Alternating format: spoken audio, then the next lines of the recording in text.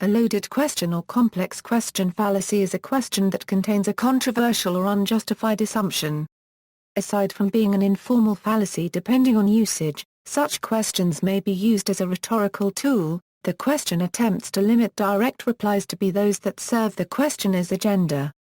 The traditional example is the question, "Have you stopped beating your wife?" Whether the respondent answers yes or no, they will admit to having a wife and having beaten her at some time in the past. Thus, these facts are presupposed by a question, and in this case an entrapment, because it narrows the respondent to a single answer, and the fallacy of many questions has been committed. The fallacy relies upon context for its effect. The fact that a question presupposes something does not in itself make the question fallacious. Only when some of these presuppositions are not necessarily agreed to by the person who is asked the question does the argument containing them become fallacious. Hence the same question may be loaded in one context, but not in the other. For example, the previous question would not be loaded if it was asked during a trial in which the defendant has already admitted to beating his wife.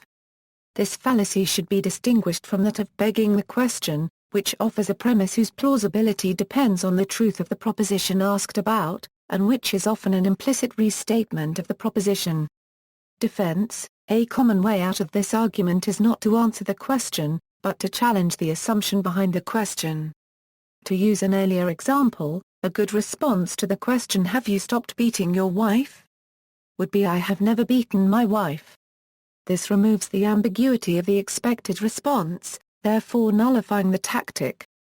However, the askers of said questions have learned to get around this tactic by accusing the one who answers of dodging the question. Historical examples: Madeleine Albright fell into a trap of answering a loaded question on 60 Minutes on May 12, 1996. Leslie Stahl asked, regarding the effects of UN sanctions against Iraq, "We have heard that 500,000 children have died. I mean, that is more children than died in Hiroshima. And, is the price worth it?" Madeleine Albright: "I think that is a very hard choice, but the price, we think, the price is worth it." She later wrote of this response, "I must have been crazy. I should have answered the question by reframing it and pointing out the inherent flaws in the premise behind it. As soon as I had spoken, I wished for the power to freeze time and take back those words. My reply had been a terrible mistake, hasty, clumsy, and wrong. I had fallen into a trap and said something that I simply did not mean. That is no one's fault but my own." President Bill Clinton, the moderator in a town meeting discussing the topic race in America, in response to a participant argument that the issue was not affirmative action but racial preferences, asked the participant a loaded question, "Do you favor the United States Army abolishing the affirmative action program that produced Colin Powell? Yes or no?" For another example, the New Zealand corporal punishment referendum, 2009 asked, "Should a smack as part of good parental correction be a criminal offence in New Zealand?" Murray Dredge, of Barbados, New Zealand, criticised the question as loaded and ambiguous, and claimed the question presupposes that smacking is a part of good parental correction. See also.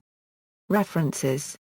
External links: Fallacy, Loaded Questions and Complex Claims Critical Thinking Exercises.